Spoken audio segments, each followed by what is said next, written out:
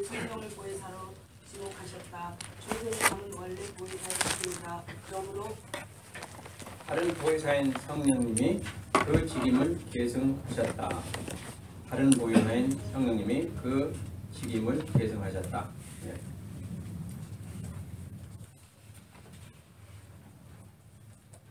성령은 다른 보혜사로 오심으로 원 보혜사의 자리를 두시라고 그의 사역을 계속하신다. 그리스도 자신의 약속대로 성령이 오시면 자신이 가르치던 모든 가르침을 바로 빼앗고 생각나게 하실 것이다. 그러나 그것보다 더 크고 중요한 것은 제자들 곧 새 백성들과 함께 하시고 그들과 함께 거하신다. 성령의 보혜사로서 제자들과 함께 계시되 영원히 함께 계시고 또 그들 안에 계시게 된다. 그러므로 주 예수는 그들을 떠나 가셔도 우리는 아무 보혜사도 없이 원들처럼 남자가 있지 않게 된다. 성령 보혜사가 항상 함께 하시기 때문이다. 성령이 백성들에게 와서 함께 있음은 성령만이 오심이 아니고 삼위일체 하나님의 신비에 의해 그리스도 자신이 오시고 더욱 정확하게는 아버지와 주 예수께서 오신다. 성령께서 보혜사로서 사람들을 중생시 주 예수를 그리스도로 믿어 원에 이르게 하는 일을 한다면 그것은 본래 원 보혜사입니다. 즉 중생의 사역은 주 예수의 사역인데 성령께서 보혜사로서 이 일을 계속하는 것으로 보는 것이 합당하고 바른 진리이다. 중생이 하나님 나라에 들어갈 수 있다고 처음으로 가르치신 이는 예수이시고 중생시키는 일을 하신 이도 예수 그리스도이시다. 주 예수께서는 이루신 구속 사역을 성령께서 계속하신다. 이루신 구속 사역을 성령께서 계속하신다.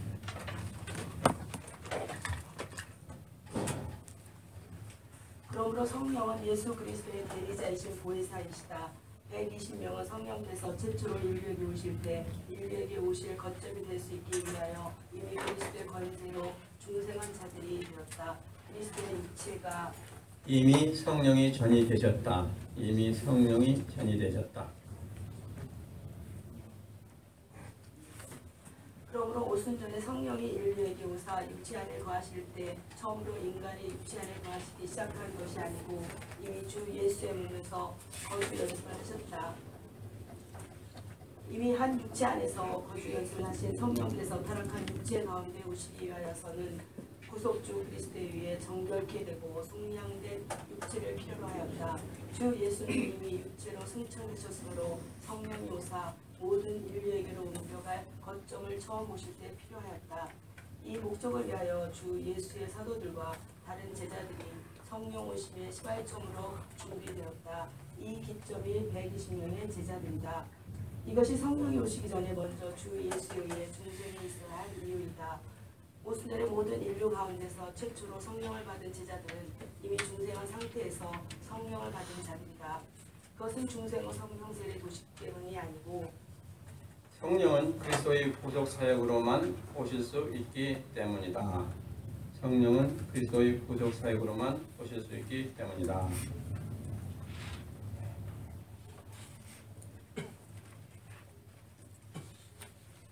예수를 믿으면 믿는 자들이 생수의 강을 얻게 되는데 이것이 바로 믿으면 받는 성령을 뜻한다. 그러나 주 예수께서 세상에 계시는 동안에는 아직 구속 사역이 성취되지 못하였으므로 성령께서 오실 수 없었다. 성령은 그리스도의 구속으로 세상의 죄과가 제거될 때 비로소 세상에 오실 수 있기 때문이다. 성령의 오심은 전적으로 그리스도의 구속의 공로 때문이다. 전적으로 그리스도의 구속의 공로 때문이다.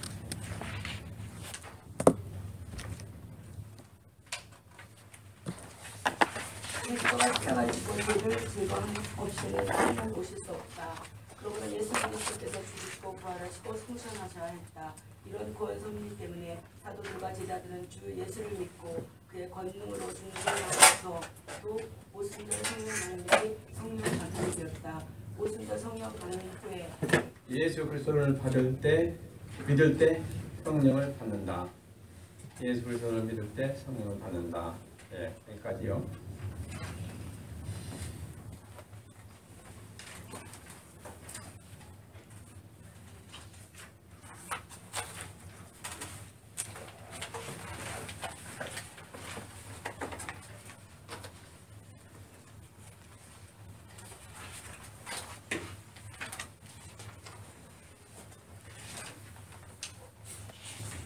예. 33페이지 3장이 들어가셔서 밑에서 열 번째 줄 보면요. 밑에서 열 번째 보면 그리스도 자신이 약속대로 성령이 오시면 자신이 가르쳤던 모든 가르침을 바로 깨닫고 생각나게 하실 것이다. 예. 그래서 우리가 성령 받으면 성령께서 우리를 가르쳐 주시고 깨닫게 해준다고 성경 파트니 말씀하시고 계시죠. 그래서 이 은혜가 얼마나 우리가 큰지를 잘 알아야 됩니다. 이제 나이가 먹으면 자꾸 기억력이 없어져 가지고요.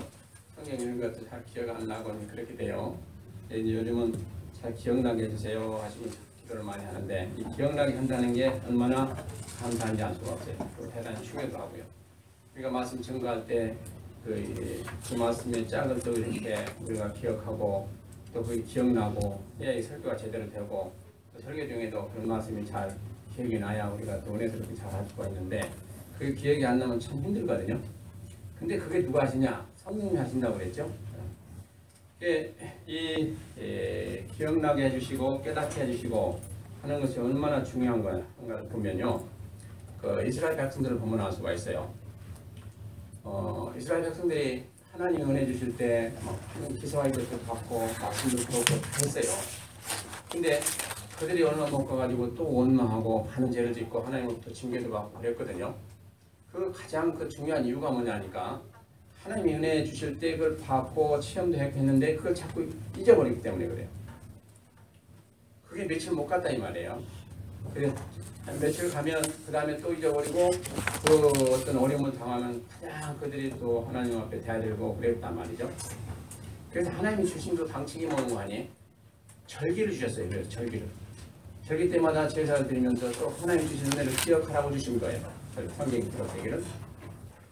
절기 때마다 하나님 우리를 여기까지 이렇게 인도하시고 은혜 주시고 그래서 우리가 오늘날 이렇게 있구나 또 이렇게 안전하구나 여러 가지를 기억나게 해주시고 하는 것이 바로 절기를 주셨다 이 말이에요. 그래서 절기가 그들에게 주신 은혜의 순간이거든요. 그래서 절기 때 다시 깨닫고 하나님 앞에 바로 서는 그런 목적으로 주신 게 절기예요. 근데 이제 우리가 지금 성령 받고 신앙생활 하면서 그 절기에 대한 것은 이제 더 이상 절기가 중요하지 않다라고 성경 말씀하시고 절기 지키는데 우리가 신경 쓸 거 없다고 그러고 지금 사실은 우리가 그런 절기에 대해서 별로 신경 안 쓰죠. 그 당시 유월절이라는 3대 절기 뭐 다 철저히 지켰단 말이에요. 근데 그 지킨 이유가 바로 은혜 회복하고 은혜를 기억하고 하나님 앞에 바로 서는 기회를 주신 거라 이 말이에요. 또 지금 우리는 그게 필요가 없단 말이에요. 왜 필요가 없습니까? 그렇죠. 성령이 우리 안에 계속 자꾸 기억나게 해주시고 깨닫게 해주니까 더 이상 절기가 필요 없어요. 네. 그래서 우리가 신앙생활을 엄청나게 그들보다 잘해야 될 이유가 거기 있습니다. 그런데도 불구하고 잘하고 있는지요? 그런 건 참 부끄러운 일이에요 사실은. 그래서 아까도 우리가 살펴봤지만 죄를 짓지 않아야 될 그 존재가 바로 우리예요. 근데도 불구하고 죄를 짓거든요. 그래서 우리는 참으로 그런 것을 보면서 우리가 얼마나 악하고 얼마나 참 부족하고 하나님 앞에 죄송스러운가를 깨달아야 돼요. 하나님은 우리에게 신앙생활을 잘하고 죄도 안 짓고 그럴 수 있는 모든 여건과 조건과 은혜를 다 주셨어요 우리에게. 근데도 불구하고 우리가 그걸 제대로 못하고 있어요. 이스라엘 백성들 그들에게는 그런 은혜가 없어요.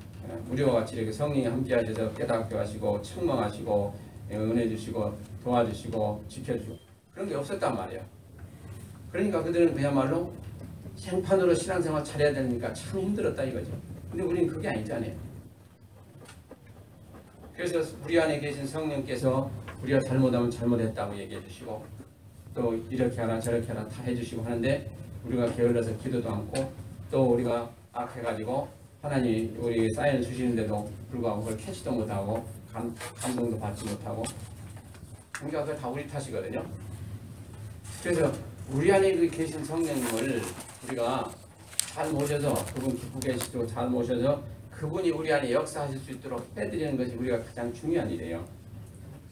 그분이 역사하셔야지 우리가 아무리 일해도 됩니까?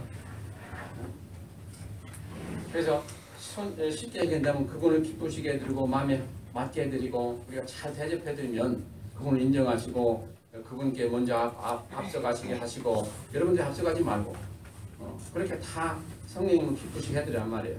성령님의 그 마음에 맞게. 그러면 그건 신나게 역사하시고 우리를 도우시고 은혜 주시고 하실 텐데 우리가 그렇게 자기가 힘 있다고 하려고 하니까 성령님이 그만 뒤로 쳐지시고 또 성령님께서 깨닫게 해주시는데도 불구하고 우리가 그거 그냥 필요 없다고 하시고 죄를 지어서 성령의 또 세미한 음성도 듣지도 못하고 그러니까 우리가 힘들어진다 이 말이죠. 그래서 이제 앞으로 한번 그런 생각을 해보세요. 또 결단도 하시고 내가 이제 앞으로는 성령께서 나에게 은혜 주셔서 길을 인도하시고 또 사인을 주시고 참 말씀하기 전에는 내가 움직이지 않겠다 하시고 작심하시고 한번 모든 걸 성령께 의지하시면서 한번 해보세요. 그러면 성령께서 기뻐하셔서 여러분들 인도하시기도 하고 이제 잘못했던 청원도 하시고 여러 가지 일을 하실 줄로 믿습니다. 그 은혜를 받고 그 인도함을 받아야죠. 우리가 아무리 열심히 하게 한다고 되는 게 아니에요. 성령께서 역사하시도록 우리가 그분께 모든 길을 이렇게 열어드리고 그분께 참 모든 걸 다 의지하면 그분이 우리의 길을 인도하시고 우리를 사용하셔서 큰 역사를 이루게 되십니다. 그 다음에 이제 2번째 25페이지 두 번째 하세요. 그 다음 읽으시기 바랍니다. 3,000명과 5,000명의 첫 그리스도인들 예수를 믿으면 동시에 성령 받음이 바른 구원 과정이므로 오순절 성령 강림 후에는 모든 믿는 자들이 예수 믿을 때 성령을 받았다. 왜냐하면 성령께서 믿음을 일으키시고 믿는 자들을 정하게 하사 곧 중생케 하시고 그들 안에 거주하시기 때문이다. 오순절 성령 강림으로 제자들이 방언으로 하나님의 큰 일을 말하므로 즉 예수 그리스도의 구원 사역을 말하므로 예루살렘 주민들과 체류객들이 많이 모여들었다. 그들은 베드로의 예수 선포를 들었다. 그리고 사도들과 제자들 가운데 일어난 현상은 예수가 성령을 부어주심으로 생긴 일임을 설명하였다. 예수가 그리스도 곧 구주로서 십자가에 못 박히심으로 이 일이 생겨 구원에 이르는 길을 열었으므로 회개하고 주 예수 그리스도의 이름으로 세례를 받았으므로 성령을 받게 된다고 촉구하였다. 그러므로 3,000명의 사람들이 회개하고 세례받아 성령을 받았다.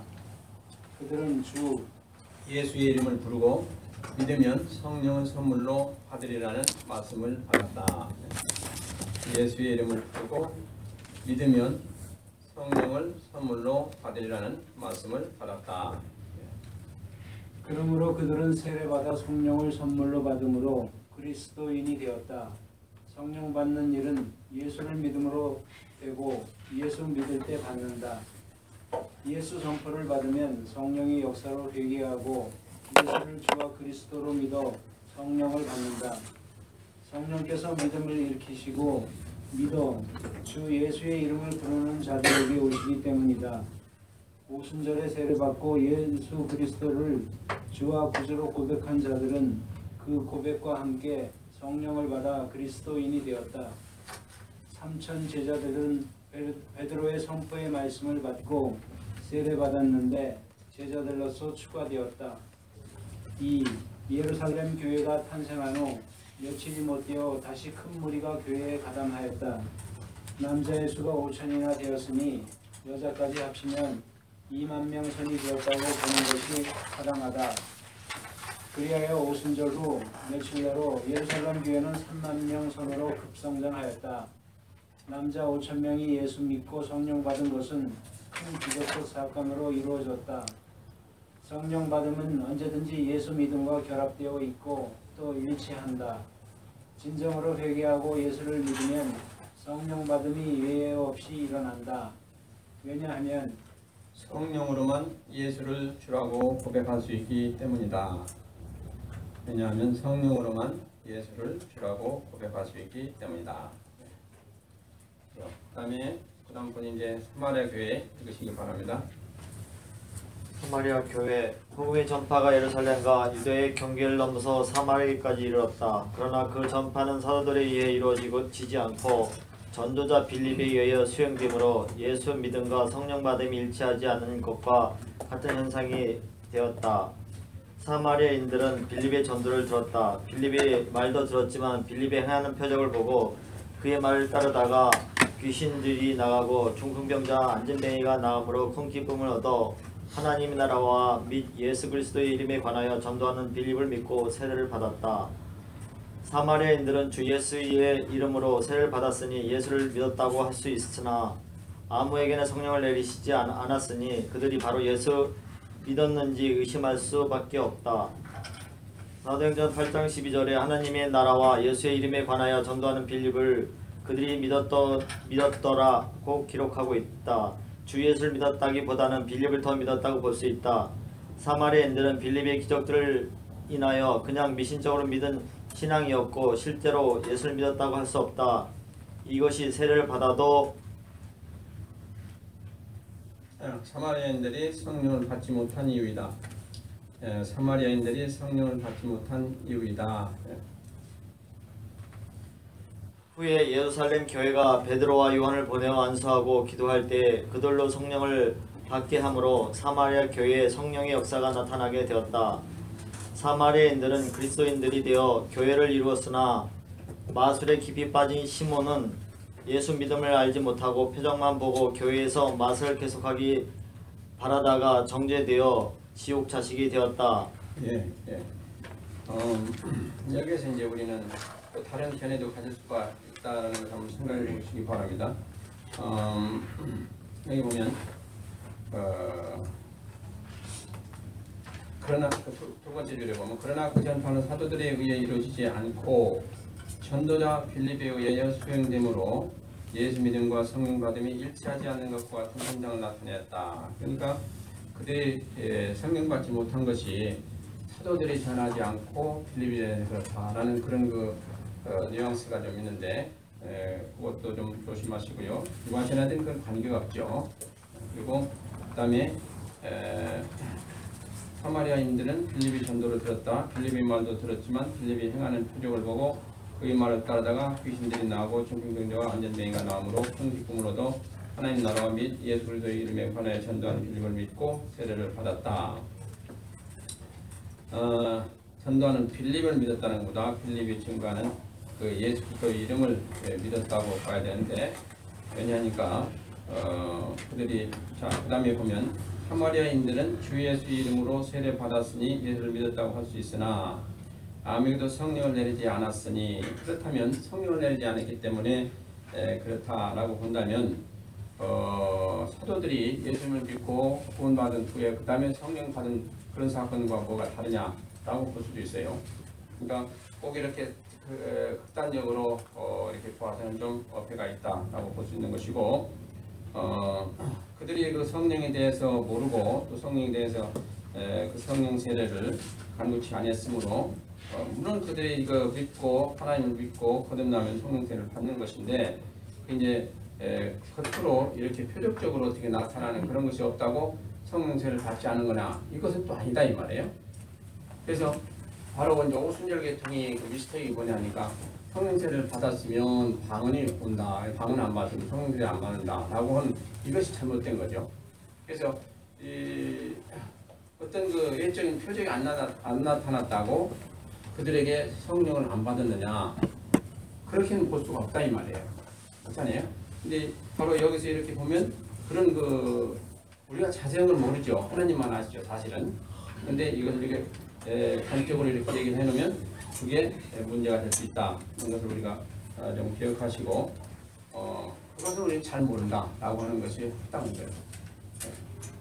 그러니까 꼭 무슨 기적이 나타나고 뭘 해야 또 성령 받았다고 하는 수는 없는 거란 말이에요. 조용한 가운데 성령 받고 또 거듭나고 하는 것이 얼마든지 있거든요. 그러니까 그런 것을 좀 조심하면 되겠습니다. 그 다음에 3번 바울의 개종. 바울의 개종은 좀 긴 시간을 필요로 하였다. 그는 개종과 동시에 사도로 부름받았으므로 주 예수를 만나고 세례받기까지의 3일간의 중생 후 성령 받기를 기다리는 기간으로 볼 것이 아니다. 오순절파에서는 담백색 도상에서 주님을 만나 중생하였고 3일에 아나니아에 의해 세례를 받으며 성령을 받았으니 중생 후 성령 세례의 도식이 잘 성립하는 본문으로 삼는다. 신약 교회 중 다른 사람들은 예수의 믿음과 성령 받음이 시기적으로 일치하는데 바울은 주 예수를 만남과 신앙 고백하고 성령 받는 일 사이에 3일이 개입하기 때문에 중생 혹은 예수 믿는 후 성령 세례 받음이 성립되는 것으로 보인다. 그러나 바울은 3일 전에 예수 믿고 그 후에 세례 받은 것이 아니고 세례 받음이 바로 신앙 고백이므로 그의 믿음은 주 예수를 처음 만난 후 세례 받기까지가 예수 믿음으로의 전이 과정이다. 철저한 율법주의자가 그의 율법 종교의 체계를 부수고 그리스도의 구원에 이르는 투쟁이었다. 3일간 식음을 전폐한 것이 그 단적인 증거가 된다. 3일간의 식음 전폐는 투쟁이었다. 부활하신 예수 그리스도의 현현은 바울에게는 폭탄 발언이었다. 바울이 주 예수를 만나고서 신앙 고백이 없었다. 예수를 주 예수라고 고백하며 신앙에 이르는 것은 3일 후 아나니에게 의해 세례받을 때 이루어졌다. 바울에게 있어서 예수 믿음과 성령 받음이 일치한다. 예수 믿음과 성령 받음이 일치한다. 바울은 자기의 경험과 갈라디아 교회 설립 시 경험에 근거하여 예수 믿음과 성령 받음 간에 아무런 시간적 거리가 전혀 없음을 분명히 하므로 이 진리를 분명히 한다. 너희가 성령을 받은 것이 율법의 행위로냐 믿음의 들음으로냐. 갈라디아인들이 들어 믿고 바로 성령을 받았다는 것을 그렇게 강조했으면 바울 자신의 경우도 동일하다. 거기에 갈라디아서 3장 2절에 좀 미스가 됐어요. 율법의 행위로냐 듣고 믿음으로냐 이렇게 됐거든요. 듣고 믿음으로냐. 그걸 좀 고치시기 바랍니다.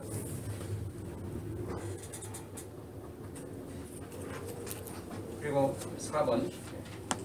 4번 고넬료와 로마인들의 개종. 고넬료와 로마인들의 개종은 예수 믿음과 성령 받음이 전혀 동시적임으로 알려준다. 그러나 오순절파는 고넬료 가정의 개종 사건도 은혜의 두 단계 역사로 본다. 고넬료는 유대교로 개종한 경건자였다. 유대교로 개종한 경건자였다. 오순절파는 그가 성령 받기 전에 이미 믿어 그리스도인이 되었다고 하지만 고넬료는 복음을 듣지 못하였으므로 예수를 믿을 수 없어서 중생은 불가능하였다. 니고데모가 중생해야 구원에 이를 수 있었듯이 고넬료도 예수 믿어 중생해야 할 사람이었다. 이것이 베드로를 청하여 복음을 들어야 할 이유였다.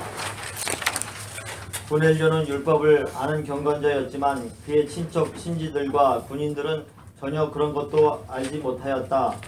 그런데 베드로가 주 예수의 사역을 선포하는 중에 특히 저를 믿는 사람들이 다 그 이름을 힘입어 죄사함을 받는다 하였느니라 고 할 때에 성령이 말씀을 듣는 모든 사람들에게 내려오셨다.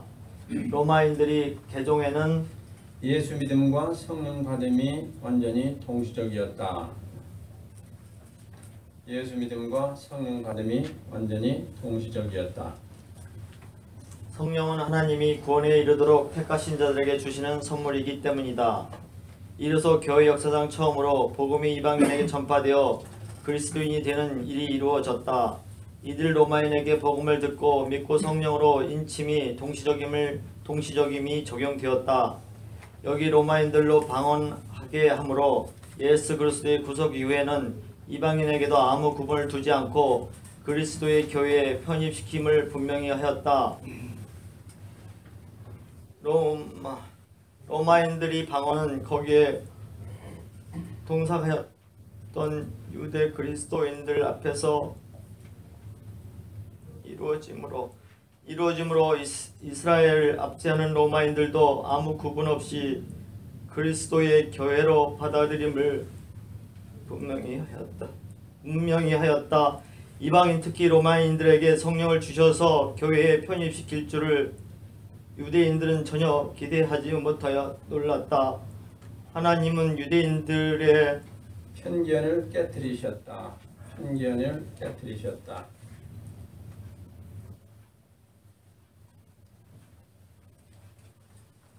방언을 말하면 이방인들이 이스라엘을 대신하여 하나님의 백성 되었음을 유대인들에게 알리는 하나님의 신호이다. 예, 수고하셨습니다. 우리가 이 사도행전에 보면요, 성령 임하시는 그 다양한 그 예가 다르죠. 이제 중생할 때 성령이 같이 임하는 경우도 있고요. 그리고 이제 세례를 받을 때 같이 임하는 경우도 있고, 또 세례 전에 성령 세례가 먼저 임하는 경우도 있고, 또 이제 대부분의 경우는 세례 받고 그다음에 얼마 동안 신앙생활하다가 이제 성령 세례를 받는 경우, 이렇게 세 가지가 되게 나와 있죠. 근데 지금 현재 이 시대는 대개 이제 세 번째 경우죠. 세례 받고 신앙생활하다가 보니까 어느 순간에 하나님이 은혜 주셔서 이제 거듭나는 그 성령 세례를 받는 그런 경우가 이제 지금 이 시대는 대부분이죠. 그래서 성령께서는 그 거듭나게 하시는 그 양상을 보면 그 성령의 뜻에 맞게 또 성령의 뜻에 따라서 언제든지 할 수 있는 분이다 하는 것을 보여주고 있고요. 가장 선하신 하나님의 뜻을 따라서다. 그래서 중요한 것은 물로 세례 받는 것도 중요하지만 그것보다 핵심적인 중요한 사항은 바로 성령으로 세례를 받아야 된다 하는 것이 중요한 것이죠. 성령 세례 받으니까 그럼 누가 물로 세례를 주면 그 말이요 그랬죠. 그래서 성령 세례가 핵심이다. 오늘 우리가 알고요. 그럴 수밖에 없죠. 성령이 임하셔야 우리가 깨끗함을 받게 되니까. 그런 세 가지 양상이 있다는 걸 아시길 바랍니다. 다 아시겠지만. 자, 그럼 5번 계속해서 읽으시기 바랍니다. 5번 갈라디아 교회. 갈라디아 교회는 이방인의 사도인 바울에 의해서 예수 그리스도의 사역을 선포받아 예수를 주와 그리스도를 믿음으로 성령을 받아 그리스도의 교회가 되었다. 그리스도를 믿음으로 성령을 받아 그리스도의 교회가 되었다. 그들은 예루살렘 교회와 접촉 없이 바울의 전도만 들었으므로 예수 믿음으로 그리스도의 교회에 가입하였다. 그들은 복음을 듣고 믿음으로 성령을 받았다. 예수 믿고 구원에 이르기 위하여 율법 준수의 의무가 전혀 부과되지 아니하였다. 예수 믿고 성령을 받았으므로 구원의 큰 기쁨 가운데 갈라디아 지역 교회들은 흥왕하여 갔다. 그런데 예루살렘 교회에 속한 그리스도인들이 갈라디아 지방에 와서 율법 준수 없는 이방 그리스도인의 생활을 시비하고 율법 없이 믿음으로만 완전히 구원에 이룰 수 없다고 하였다. 이렇게 율법과 상관없이 예수만 믿으면 구원이 이룰 수 있다고 믿게 된 것은 합법적 사도가 아닌 바울이 잘못 전파하고 가르쳐서 그렇게 되었다고 바울의 사도권을 시비하였다. 바울이 합법적 사도가 아니면 주 예수의 제자단에 들지 못하였고 또 주 예수에 의해 사도로 소명되고 파송되지 못하였다고 주장하였다. 그가 사도가 되려면 어머니 교회인 예루살렘 교회에 의해 청거되고 사도들에 의해 안수받아 마티아처럼 사도로 세워져야 했다. 그러나 바울은 전혀 그런 가정이 없었으므로 합법적 사도가 아니라고 주장하였다. 합법적 사도가 아니라고 주장하였다. 그러므로 율법과 전혀 무관하게 예수 믿음만 전하고 가르쳤다고 유대주의 그리스도인들이 시비하였다. 이렇게 가르침을 받은 갈라디아 그리스도인들은 어머니 교회의 가르침에 현혹되어 할례를 받고 모든 율법을 지키게 되었다. 그러므로 예수 믿음과 율법 준수로 완전한 구원에 이르려고 하였다. 바울은 믿음과 율법 준수를 다른 복음으로 정죄하고 그렇게 전하는 자들이 저주에 이른다고 통탄하였다. 참 복음은 바울이 전한 복음 곧 예수 그리스도의 십자가의 죽으심으로 우리를 구원하신 복음뿐이다. 율법을 지켜 의롭게 됨 곧 구원의 이름은 옛 언약의 법이다. 이 길로는 의에 이를 수 없고 오히려 저주 아래 있게 되었다. 율법의 저주에서 벗어나는 길은 그리스도의 십자가뿐이다. 율법은 아무도 지킬 수 없는 저주이나 사람들은 그리스도께로 인도하는 목항 선생뿐이다. 하나님은 율법을 통해서가 아니고 믿음으로 구원에 이르게 하셨다. 믿음으로 성령을 받아 하나님의 자녀가 된다. 믿음으로 성령을 받아 하나님의 자녀가 된다. 예. 그러면 여러분들이 어떻게 성령을 받았냐고 묻는다. 복음을 들고 믿음으로 성령을 받았으나 아니면 할례를 받고 율법을 지킨 후에 되어졌느냐. 갈라디아서 3장 2절. 할례를 받고 율법을 지키기 이전에 복음의 선포를 듣고 믿음으로 모든 일이 이루어졌지 않느냐. 이미 믿는 일을 시작할 때에 성령으로 시작하였는데 율법의 행위 곧 육체의 행위로 돌아가려고 하는 저주받은 일을 다시 할 수 있느냐고 물으므로 갈라디아인들이 바울의 복음 선포를 듣고 믿어 성령을 받았음을 분명히 하고 그들의 시작으로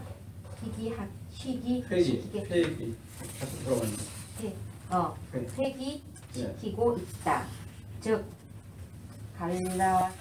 갈라디아인들은 율법에 관해 듣고 지킬 의무를 느끼기 전에 복음을 듣고 성령을 받아 하나님의 아들들이 되었다. 성령을 받음은 믿음으로 되고 율법의 행위 곧 인간적인 노력으로 되는 것이 결코 아니다. 믿음은 들음에서 보고 들음에서 성령의 역사로 믿음이 발생하여 하나님의 자녀가 된다. 믿음으로 성령을 받도록 성령을 믿음에다가 약속하셨다. 그러므로 갈라디아인들을 듣고 믿음으로 성령을 받았다. 듣고 믿음으로 성령을 받았다. 믿는 자는 누구든지 믿음으로 성령을 받는다. 믿음으로 성령을 받는다. 예, 거기까지 됐습니다. 29페이지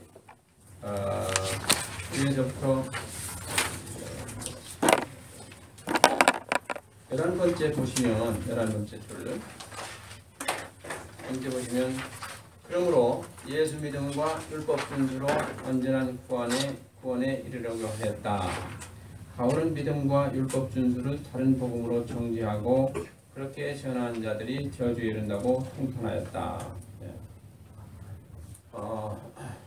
자, 우리가 볼 때 이제 예루살렘의 그러니까 유대인들이죠. 유대인 출신들 그리스도인들이 주장하기를 이제 믿음만 가지고는 안 된다. 할례도 받고 복음 준수도 해야 된다라고 주장했죠. 바울 사도가 엄청나게 없애졌습니다.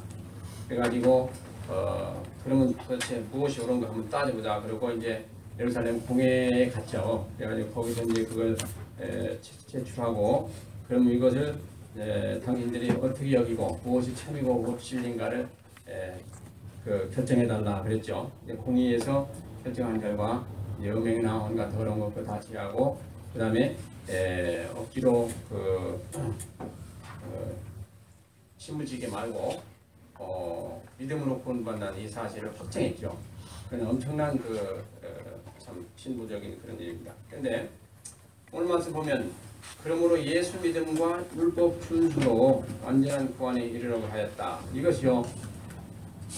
우리가 볼 때는 그게 큰 문제가 되겠느냐. 믿음으로 구원 받는 것을 인정하는데 그러면 거기에 율법 준수하고 또 살려주고 하고 그러면 오히려 더 낫지 않겠느냐 하는 생각도 할 수가 있죠. 이게 절대 아닙니다. 아까 제가 말씀드린 대로 예수님이 구원 사역에 있었던 그 사실과 그 진리에 하나를 더하거나 빼면 그건 큰 이단이에요. 그것처럼 이단은 없어요. 그건 절대로 우리가 용납해서는 안 돼요. 우리가 뭐 성경 무슨 그 어떤 그 성경 해석할 때 좀 이렇게 해석하고 저렇게 해석하고 그 비본질적인 것에 대해서는 우리가 반영도 하고 또 이해도 하고 아량으로 또 받을 수도 있는 거지만은 예수 그리스도의 그 구속 사역에 대한 그 진리의 도, 그러니까 십자가의 도죠. 쉽게 얘기하면 여기에서 하나를 더한다거나 하나를 빼는 건 절대로 용납해서 안 돼요. 왜냐니까 그것은 완전히 근간을 흔드는 거기 때문에 그래요. 그래서 믿음으로만 구원받지 뭐 거기에 할례를 해야 된다, 뭐 또 율법을 지켜야 된다, 이거 다 소용없는 거예요. 이것이 붙게 되면 뭐가 그 희석이 됩니까? 예수님의 공로가 희석이 되고 예수님이 그 하신 그 사역이 거의 흠집이 난다고요. 그래서 절대로 그건 안 돼요. 그러니까 바울사도가 그래서 이 생명을 내놓고 그걸 따진 거예요. 그리고 그걸 정리한 거예요. 그러니까 참 잘한 것이죠. 그는 물론 뭐 조직신학 이상의 학자였죠. 그러니까 그걸 다 아니까 이건 절대로 용납할 수가 없다 해가지고 통일까지 올라가지고 그걸 제출해서 결국 그것을 가게를 받았지 않습니까? 물론 하나님의 역사겠지만은 그래서 이런 것은 절대로 우리가 용납할 수가 없어요. 그래서 예수님의 그 구속 사역에 대한 그 진리 이것은 하나 더해도 안 되고 하나 빼도 안 돼요. 철저하게 지켜야 돼요. 생명을 내놓고 지켜야 돼요. 그 다음에 6번 학생이죠. 대사령의 학생.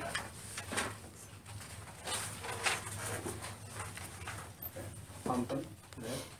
대사령의 학생. 데살로니가 교회, 갈라디아 교회가 바울의 1차 전도 여행 시에 형성되었다면 데살로니가 교회는 그의 2차 전도 여행 시에 설립되었다. 마게도니아 지방으로 건너가서 빌립보 등지에서 교회를 세우고 데살로니가에 이르러 마게도니아 지방으로 건너 짧은 시일에 교회를 세웠는데 헬라인의 큰 무리와 많은 귀부인들이 바울이 전도로 예수 믿어 그리스도의 교회에 가입하였다. 귀부인들이 바울이 전도로 예수 믿어 그리스도의 교회에 가입하였다. 그러나 유대인들의 박해를 인해 짧은 기간에 교회를 세웠으므로 교회를 더욱 보살피고 가르치기 위하여 디모데를 보내 목회하게 하고 아테네에 있으면서 편지를 보내어 더욱 진리를 가르쳤다.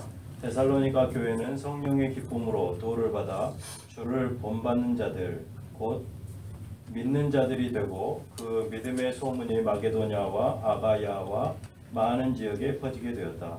그들은 복음을 들으면서 성령의 기쁨으로 들었다.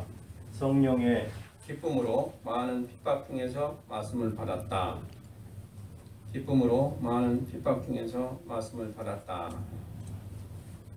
성령의 기쁨을 갖는 것, 곧 믿음과 말씀을 받는 동시에 이루어졌음을 분명히 한다. 바울이 복음의 도를 전할 때 성령의 역사로 그 말씀을 받아 믿음으로 기뻐하고 즐거워하였다. 데살로니가 교회는 예수 믿음과 성령 받음을 동시적으로 경험하였다. 성령의 기쁨으로 말씀을 받는 것은 은혜로 믿음의 이름을 뜻한다. 믿음과 구원이 하나님의 은혜이기 때문이다. 믿음과 구원이 하나님의 은혜이기 때문이다. 이 데살로니가 교회 바울이 일체 전도 여행 시에 형성되었다면 데살로니가 교회는 그 2차 전도 여행 시에 설립되었다. 그렇죠. 그런데 그 밑에 보면 이제 데살로니가 교회는 성령의 기쁨으로 도를 받아 주를 본받는 자들 곧 믿는 자들이 되고 그 믿음의 소문이 마게도냐와 아가야와 많은 지역에 퍼지게 됐다. 그랬죠. 그런데 그들은 복음을 들으면서 성령의 기쁨으로 들었다. 이게 참 중요하죠. 우리가 신앙생활 하면서 우리 안에 기쁨이 있느냐 한번 여러분들 살펴보시기 바랍니다. 주께서 주시는 기쁨은 뺏어갈 데가 없다고 그랬어요. 그래서 우리가 세상에 어떤 일이 잘 돼서 기쁨을 느끼는 것은 얼마 못 가요. 근데 성령 안에서 하나님 주신 기쁨은 그건 우리에게 큰 행복이라고요. 그래서 이 기쁨을 놓치면은 그다음에 사역하는데 짜증나고 힘들고 어려워져요. 근데 기쁘게 되면 사역이 아주 생기가 좋습니다. 활력이 되고. 근데 이 기쁨은 우리 주님께서 이미 우리에게 선물로 주신 거예요. 누구한테 뺏기면 안 돼요. 근데 이 기쁨을 뺏기면은 우리 모든 게 힘이 없어집니다. 그러니까 만약에 그 기쁨을 뺏겼다면 하나님이 주신 것을 우리가 다시 되찾아야 돼요. 그래서 기쁨을 가지고 사역을 해야 이게 힘이 납니다. 그렇잖아요. 그래서 여기 있는 대로 이 데살로니가 교회는 참 훌륭한 교회예요. 이 기쁨으로 도를 받고 여기 다니 보니까 성령의 기쁨으로 들었다. 복음 들을 때도 그렇고 행할 때도 그렇고 이 기쁨 가운데 했어요. 그래서 여러분들이 사역하시면서 짜증이 나고 힘들고 어렵고 그렇게 되는 것은 사실 정상이 아니에요. 네? 힘있게 기쁨을 하셔야 돼요. 만약에 그렇게 못한다면 뭔가 우리가 잘못된 거예요. 아니 근데 계약하자마자 굉장히 은혜롭게 부흥회를 하고 네. 학기를 아주 기쁘게 시작했는데요. 네. 이 일주일 동안 이 운전을 하면서 쌍욕을 너무 많이 들었어요. 3번이나. 막 애들이 막 그냥 막 쌍욕을 하는 거예요. 그래서 야 지금 은혜 가운데 내가 가려고 하는 건가? 그래서 이렇게 태클을 거나 너무 힘드네요. 애들이라니요. 네? 애들이라니요. 아니 운전하는 사람들이 다른 나라 사람들이 막 쌍욕을 해대요. 그러니까 자기네들이 운전을 잘못하고서 그래서 야 은혜길에 가려고 하니까 시험을 쓰나 보다. 그래서 우리가 이제 참 우리 혼자 잘하면 될 줄 알지만 때로는 그게 아닌 경우가 많이 있죠. 환경에 영향을 받고 그런 게 많이 있는데 참 어쩔 수 없이 우리 인생은 또 감정이 동물이기 때문에 어쩔 수 없는데 여하튼간에 우리 자신이 그것을 경각심을 가지고 우리 자신이 먼저 주를 섬길 때 어떤 자세를 섬기고 또 어떤 심령이 되나 이것을 잘 살펴봐야 됩니다. 심령이 강팍해지기 시작하고 은혜가 떨어지기 시작하면요 일단 사역하는 걸 좀 잠시 놔두고 먼저 다시 그걸 회복하시고 하시길 바랍니다. 그렇지 않으면 힘들고 또 해도 별 효과가 없어요. 그러니까 제일 중요한 건 우리의 먼저 자세가 중요하고 또 우리의 심령 상태가 어떤가가 중요하거든요. 그래서 우리가 기도하면서 뭘 먼저 봐야 되는 거 아니에요? 우리 심령을 먼저 봐야 돼요. 그게 제일 중요해요. 그래서 기도하면서 자기 자신이 먼저 안 보인다면 그냥 남을 위해서만 열심히 기도한다고 되는 게 아니에요. 우리가 먼저 바로 서야 남을 위해서 기도할 때도 그게 상달돼요. 그래서 우리가 언제든지 기도할 때마다 참 하나님 앞에 회개의 기도가 필요한 것이 바로 그래서 그렇죠. 저는 우리 교회에서 성도들한테 강조할 때 그런 얘기를 해요. 우리가 하나님과의 관계가 맺히는 그런 가장 기본적이고 중요한 그런 것은 뭐냐 하니까 죄다. 죄. 우리가 잘 아는 대로 죄예요. 근데 이 죄 문제만 해결되고 우리가 성결함 받고 그 은혜 가운데 바로 서게 되면 그 다음에는 잠재하게 되고 또 사역도 하나님 기부 받으시고 잘 되게 되고 다 그렇거든요. 근데 우리가 부지 중에 짓는 죄도 많고요. 또 우리가 죄짓고도 깨닫지 못하고 회개 안 함으로 그게 쌓여가지고 하나님과 관계도 많고 그래서 안 되는 경우도 많이 있거든요. 그래서 우리가 새벽 예배 왜 합니까? 새벽 예배 할 때 기도하면 여러분들 자신을 먼저 볼 수 있기 때문에 새벽 예배가 참 중요한 거예요. 우리가 자신이 먼저 바로 서지 않고는 아무리 중보기도 해도 소용없습니다. 그래서 의로운 기도를 주님 받으신다고 그랬잖아요. 의인의 기도를 주님 기뻐하시고 그래서 우리가 의인이 되는 것이 뭐로 되는 거예요? 우리 힘으로 되는 것이 아니잖아요. 믿음으로 되고 하나님 은혜로 되는 것이지. 그러니까 우리 자신을 살펴보고 진실로 내가 남을 위해서 기도할 그런 자격이 되어 있느냐 그런 자세가 되어 있느냐 이것부터 살펴봐야 돼요. 중보기도가 중요하고 하나님 기뻐 받으시는 거지만 그래서 좌우간 우리가 주 앞에 나갈 때마다 가장 안전한 건요. 주 앞에 나갈 때마다 우리가 기억나든 나지 않든 간에 회개기도 하면 대단히 중요해요. 그래서 성도들에게 회개하기 열심을 하시면 별로 듣기 좋지는 않죠. 근데 은혜 받은 분들은 그 부흥과 금방 알아요. 그래서 저는 사실 그 아침에 가서 기도하고 또 저녁에 가서 기도해도 회개 기도를 먼저 해요. 그러고 나면 하나님이 참 기뻐하시는 건 제가 알아요. 그리고 또 하나는 강조하고 싶은 게 있는데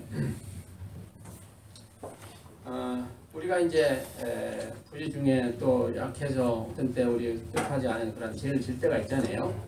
뭐 차 타고 가다 아까 얘기한 대로 뭐 어떻게 신경이 그냥 예민해가지고 상대방이 잘못을 욕을 했다든가 뭐 그런 경우가 있을 수도 있거든요. 얼마든지.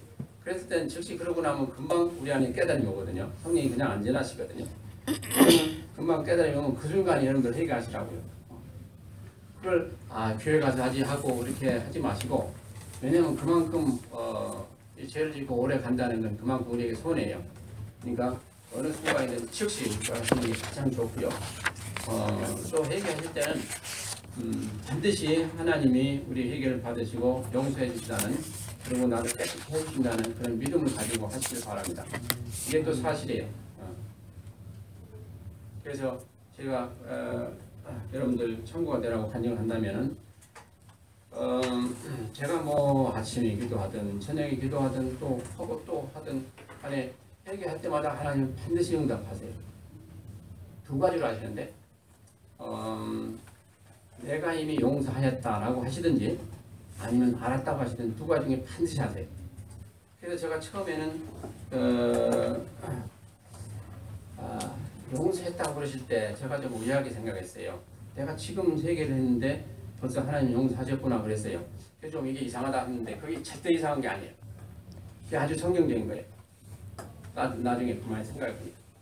그렇잖아요. 우리는 이미 2000년 전에 주님의 십자가에서 우리는 미래의 죄까지 다 용서받은 사람들이란 말이에요. 아멘? 아멘. 그래서 진짜 예수님의 그 돌아가심이 우리 안에 진짜 역사가 되고 있구나 하는 것을 깨닫게 되고요. 반드시 하나님은 우리의 죄를 용서하시는구나. 그래서 우리에게 담대함이 생겨요. 그래서 그걸 뭐 하나님 음성 듣든지 안 듣든지 관계없이 하나님 반드시 믿음으로 회개한 자에게 은혜 주시거든요.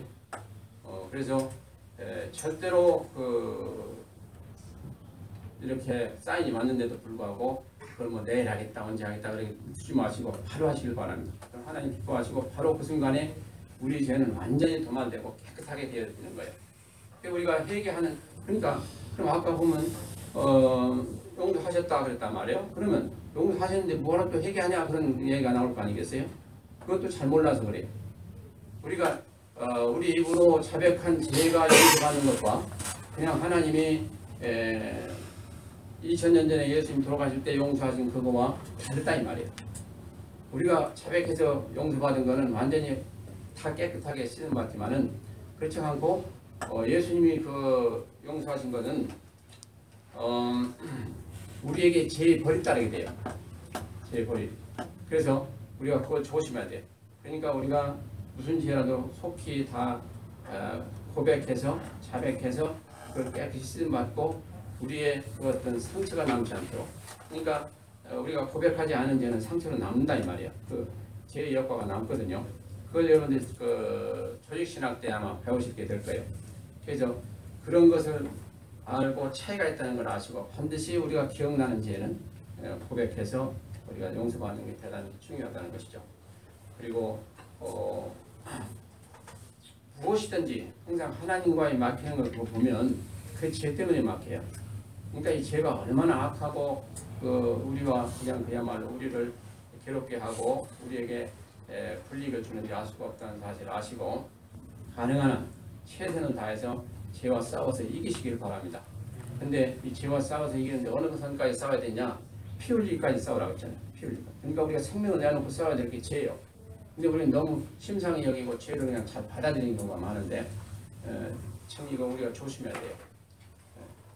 그래서 우리는 아까도 우리가 그래서 제가 그 말씀을 아까 증거하면서 우리는 죄짓지 않고 살아야 될 그런 존재들인데도 불구하고 연약해서 죄를 짓는데 뭐 어쩔 수 없지만은 그러나 우리가 점점 이제 성화의 단계로 가면서 가능한 한 죄를 적게 짓는 그런 그 각오를 가지고 또 삶을 살게 되면 점점 죄와부터 멀어지게 되고 죄를 짓지 않게 되는 그런 단계가 될 줄로 믿습니다. 네. 그래서 이 죄는 작든지 크든지 똑같은 영향을 줘요. 작은 죄가 없고 큰 죄가 없어요.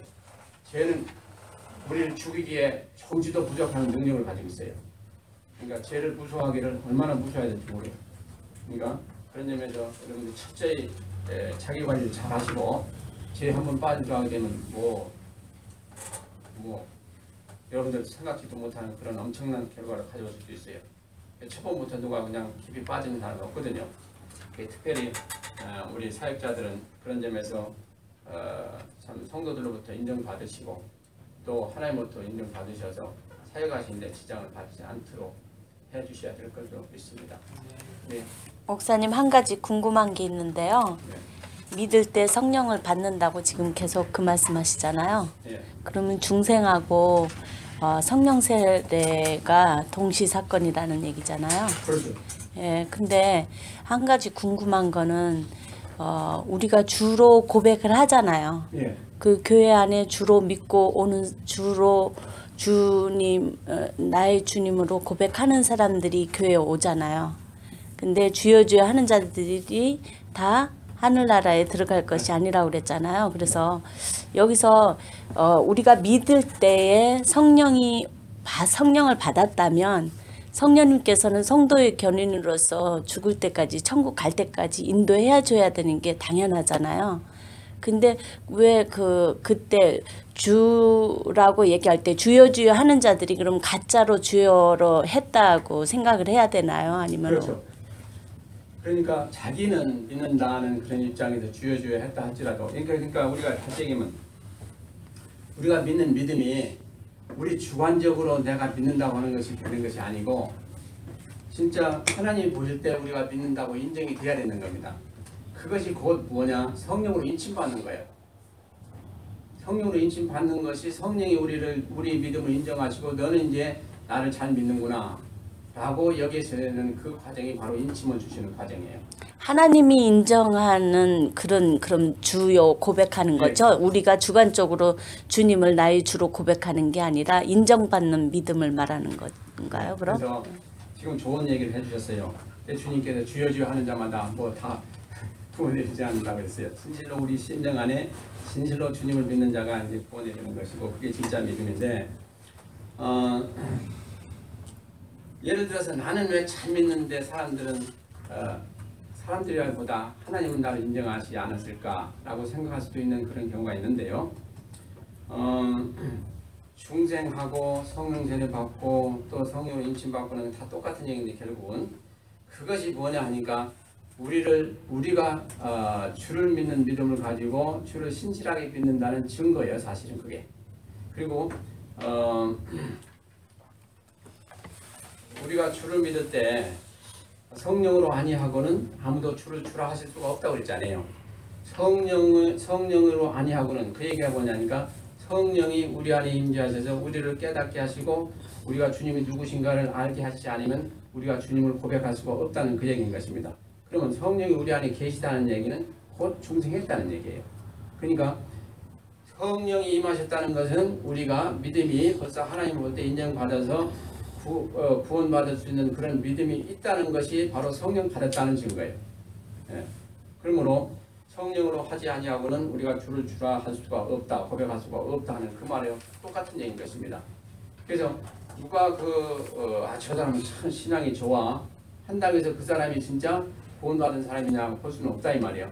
하나님이 너는 참 믿을 만한 또 너는 참 인정할 만한 믿음을 가진 자다 라고 여겨주셔야 되는데 그것이 곧 우리에게 성령을 주신 증거다 하는 것이죠. 그러니까 성령 받지 않으면 우리가 하나님으로부터 인정받는 믿음이 아직 없다는 그런 얘기과도 같아요. 그래서 다시 보면 로마서 1장 17절에 보면 이런 말씀 있잖아요. 믿음으로 믿음에 이르게 하나니 그 말씀 있잖아요. 그러니까 우리가 누구나 다 처음에 시작할 땐 앞에 믿음으로 시작해요. 연약한 믿음이에요. 그건 아직 구원에 이르는 믿음이 아니에요. 근데 그 다음에 있는 믿음이 그게 이제 구원받을 수 있는 믿음이에요. 우리는 누구나 처음에 신앙생활 할 때는 연약한 믿음으로 하지만은 그 연약한 믿음 불씨 같은 그 조그만 불씨를 꺼치지 아니하고 하나님은 계속해서 우리를 양육하시면서 이제 그 온전한 믿음으로 인도하셔서 우리가 성령 받고 하나님 자녀가 되는 그런 과정을 겪게 되거든요. 그러니까 믿음이 적다고 우리가 무시할 것도 아니고 하나님 구원 계획이 들어있다면 그 사람은 반드시 그 조그만 믿음으로 시작했지만은 완전한 믿음으로 되어서 성령 받고 은혜 받고 하나님 자녀가 되는 그런 과정을 거치게 됩니다. 근데 아까도 말씀드렸듯이 주여 주여 한다.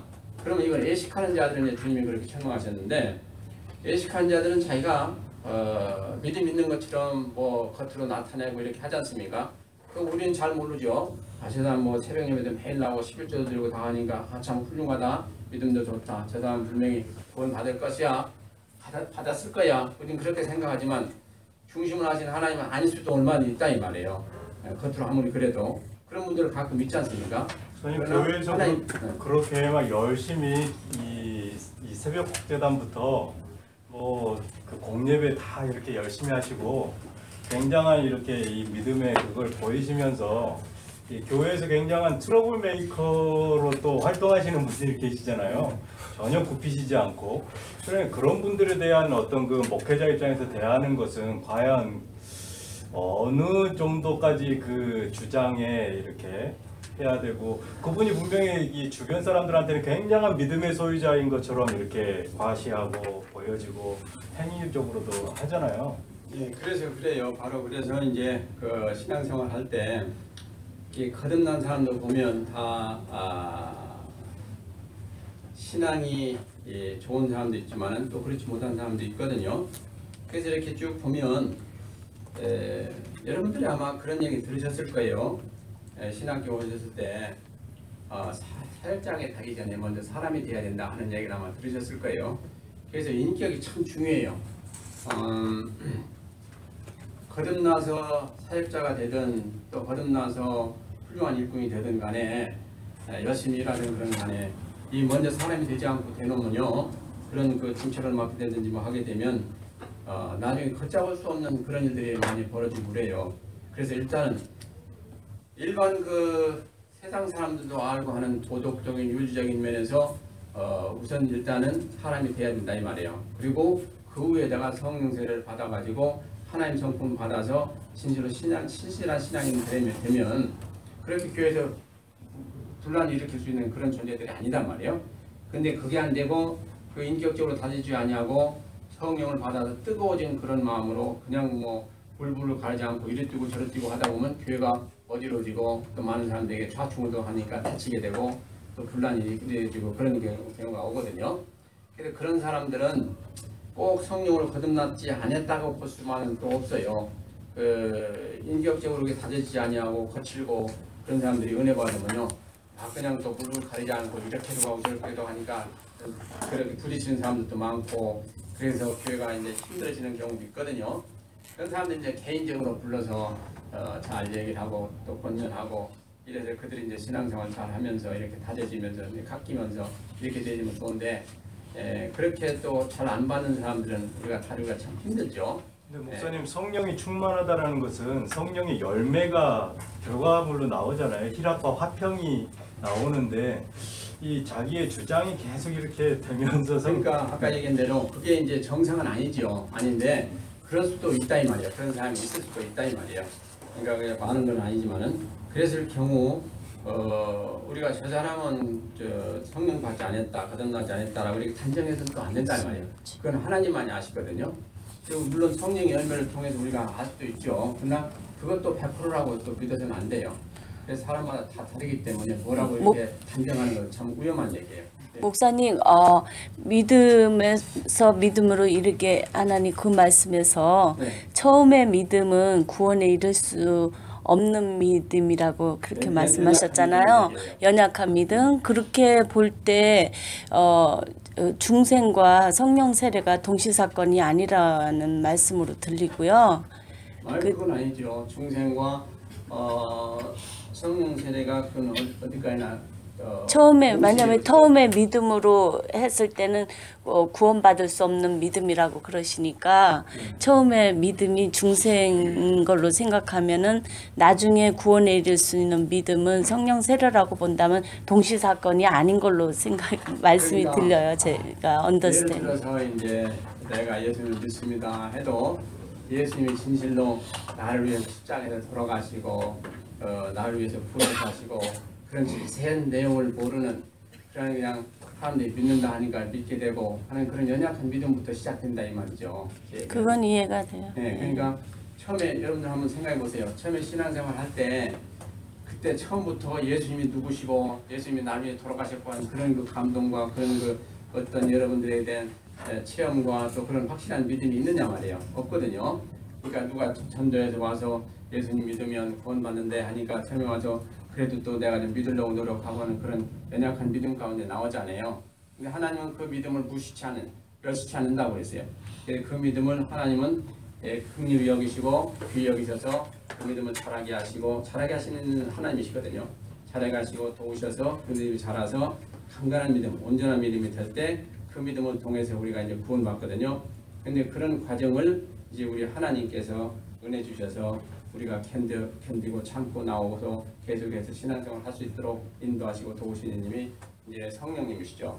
성령님은 그때 어떻게 역사하시느냐? 우리 안에서가 아니고 밖에서 역사하시죠. 그래서 그 역사하시는 게 좀 미미하다 이 말이에요. 그래서 성령 받고 나서는 성령님이 우리 안에 직접 역사하시니까 강하게 역사하시는 걸 우리가 알죠. 그래서 우리가 그렇게 중생하기 전에의 하나님이 성령의 인도하심과 감동하심을 밖에서 하시니까 그렇게 크게 어필이 된다든가 강하게 오시지는 않아요. 연결되는 그 질문인데요. 그 믿음으로 믿음에 이르게 하나니라는 그 말씀에서 앞에 믿음으로는 그냥 자신의 의지적인 믿음이 그렇다고도 봐야 되겠죠. 근데 그 뒤에 믿음은 이제 성령으로 거듭난 그 온전한 믿음이라고 봐야 되죠. 목사님, 오순절 계통에서는 네. 그 방언이 성령 세례 받은 증거다 이렇게 주장하잖아요. 그러죠. 근데 우리 개혁주에서는 그렇지 않다 이렇게 그렇죠. 근데 그러면은 방언을 받은 사람은 거꾸로 성령 세례를 받은 거다라고 이렇게 얘기할 수 있나요? 어느 주의를 지금 얘기하시는 거예요? 아니 그러니까 그거하고 상관없이 상관없이 거꾸로 네. 방언을 받은 사람은 그러면 성령 세례를 받았다고 말할 수 있느냐고요. 그게 참 델리케이트한 얘기인데요. 뭐냐면 거듭났을 때에 방언이 임할 수도 있고 안 할 수도 있어요. 그렇죠. 그건 네, 이해가 그러니까 가요. 거꾸로. 방언을 받은 것은 그러면 성령 세례를 받았냐고 볼 수가 있느냐? 네. 대개의 경우는 예스예요. 그러나 그렇지 않을 수도 있어요. 않을 수도 있어요. 네. 왜냐하면 은사하고 거듭나는 상관없죠. 하고는 꼭 관계성이 있는 건 아니에요. 그러니까 방언을 해도 그 사람이 거듭나지 않았을 수도 있다 그 얘기죠. 그런데 이제 그 대체적으로 볼 때 그 원리적으로 보면 예스라고 하는 것이 한 90% 이상 봐야 돼요. 왜냐? 우리가 거듭나게 되면 성령이 우리 안에 임하셨거든요. 그렇죠? 임하셔서. 근데 이제 대개 모든 은사가 그냥 그 성령이 임하지 않은 사람이 오는 게 아니고 성령이 임한 가운데 그분이 그 충만한 그런 성령의 상태가 될 때 대개 성령 은사가 임하거든요. 그게 이게 보편적인 얘기예요. 그러나 성령의 은사와 중생은 꼭 같이 연결되는 건 아닐 수도 있다 이 말이에요. 왜냐니까 주님이 그러셨잖아요. 그 기사와이적으로 나타낸 그 자들이 내가 주님께 이렇게 되었고 이런 일도 있고 했는데 주님께 자기들 자랑하고 보니까 그 주님이 그러셨거든요. 이 불법을 행한 자들아 나에게 물러가라 했거든요. 그러니까 그것은 곧 그들이 어떤 은사 가운데 역사를 했지만은 주님과는 관계없는 그런 그 사역을 해왔던 것을 보면서 그러면 그들이 과연 중생했느냐 라고 볼 때 그들은 중생을 안 했다고 봐야 되거든요. 주님이 악한 자들이라고 그랬고 주님이 그들을 물리치셨기 때문에 받아주지 아니하고 물리치셨기 때문에 그런 차원에서 봐야 되거든요. 그래서 그럴 수도 있다라고 봐야 되는 것이 성경적인 또 증거가 있기 때문에 그렇게 봐야 돼요. 그러나 대체적으로 이제 성령을 받은 후에 은사가 임하게 되기 때문에 그건 아주 아까 얘기한 거 그건 특수한 예고 대체적으로는 그 순서가 맞는 순서죠. 일단 중생하고 그다음에 이제 은사가 임하고 되게 다 그렇게 되죠. 그래서 그런 경우에는 성령 세례를 받은 사람은 방언을 비롯 못해도 말씀으로만 했는데도 귀신이 떠나가고 그러면요. 우리가 그 중생을 했다는 건 뭡니까? 벌써 우리 안에 예수님이 계시다는 얘기거든요. 그러니까 우리가 명을 했다는 건 뭐냐면 우리 힘으로 한 게 아니고 예수님이 능력을 믿고 한 거거든요. 그러니까 그 마귀가 다 알아요. 그러니까 저 사람이 그래서 그랬잖아요. 스게와의 아들들 그들이 뭐 바울이 믿는 그 예수를 빙자해서 내가 병하는 이랬다가 손구멍 났잖아요. 그 왜냐? 귀신들이 다 알거든요. 그들이 믿음이 가짜라는 걸. 그러니까 믿음이 진짜 있는 사람이 얘기를 해야 명을 해야 귀신들도 알고 물러가지. 그 수교와의 일곱 아들처럼 그렇게 하면 오히려 또 해를 받죠. 그러니까 영은 영으로 분별하기 때문에 귀신들이 우리를 뭐 귀신같이 한다 그냥 말이에요. 그래서 어느 날 이 방언이 너무 많이 이렇게 만발하기 때문에 가짜 방언하는 사람도 많다라고. 예, 그래서 그것도요 사실은 이제 그 다음에 은사 시간에 가면 이제 그때 좀 얘기하려고 했는데 제가 잘 아는 친구의 내 친한 친구의 숙부님이 수성인부로 대학에서 종교학과 과장이었어요. 주임 교수님이었어요. 근데 내가 그분을 참 뵐 때마다 참 인격적으로 얼마나 좋은지 몰라요. 그래서 내가 그분을 좀 구원해야 되겠다. 그분 좀 믿게 되겠다. 그래서 얼마나 애를 먹은지 몰라요. 그래서 만나기만 하면 그분에게 내가 예수님을 믿으라고 그랬는데 그분이 믿겠다고도 않고 안 믿겠다고 하고 그냥 웃으면서 그냥 받는 거예요. 참 인격적으로 좋으신 분이죠. 근데 그분이 아주 불교에 심취한 분이에요. 근데 그분을 전도하려고 했으니 어떤 무리를 갔죠. 그래서 내가 딴 데서 우리 기독교는 여러 가지 기도가 있고 우리 주신 체험 가운데 하나님을 증거하시는 그런 은사들이 몇 가지가 있습니다. 그 중에 하나가 방언이라는 게 있는데 참 이건 우리가 뭐 우리 혀로 이렇게 하려고 하는 것이 아니고 하나님께서 이렇게 방언 기도를 하게 하고 하시는 그런 걸 보면서 하나님 진짜 살아계셔 역사하시는 걸 증거하게 됩니다. 그랬더니 그분이 하는 진 얘기가 뭐라고 하냐면 불교에도 있다는 거예요. 그럼 뭐라고 하니? 그럼 불교에는 뭐라고 합니까? 했더니 그거 실성이라고 하는데 실성. 소리를 잃었다는 거예요. 자기가 모르니까 실성하는 거죠. 그게 불교에만 있는 게 아니고 이슬람도 있고요. 저쪽 뭐 힌두도 있고 다 있어요. 그게 뭐냐? 사단이 다 흉내내는 거예요. 결국은. 그러니까 우리가 계시록에 보세요. 사단이 얼마나 하나님이 하신 일에 흉내내고 방해를 합니까?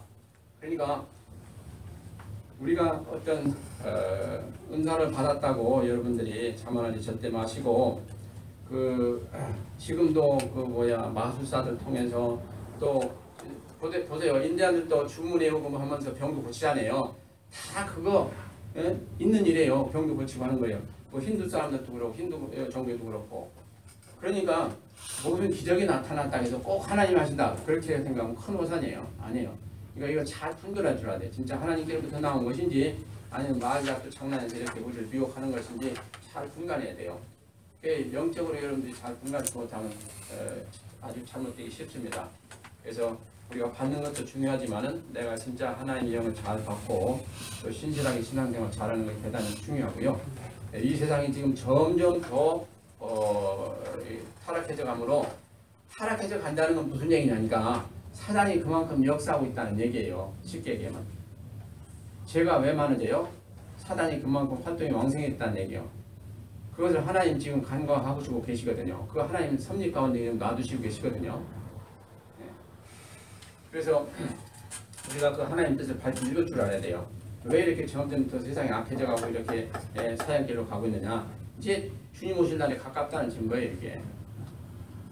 그러니까 여러분들이 때 시간 가리지 마시고 뭐를 지금 강조해야 되냐. 이 때가 가까웠다. 그러니까 지금 열심히 일해서 뭐 사업을 일으키고 하는 건 다 중요하지만 진짜 중요한 건 영혼 구원하는 일이고 우리가 우리 자신 잘 지키는 것이고 신앙생활 잘해서 우리 주님 오실 때 우리가 부끄러움 없이 주님 만나 뵙는 그 준비를 해야 된다. 이거 여러분들 강조하셔야 돼요. 지금. 아무리 사업 잘한다고 그거 가지고 천국 갑니까? 그거 가지고 상급 받습니까? 아니거든요. 우리가 주님 앞에 설 때 참으로 그때 책망받으면 더 이상 기회 없어요.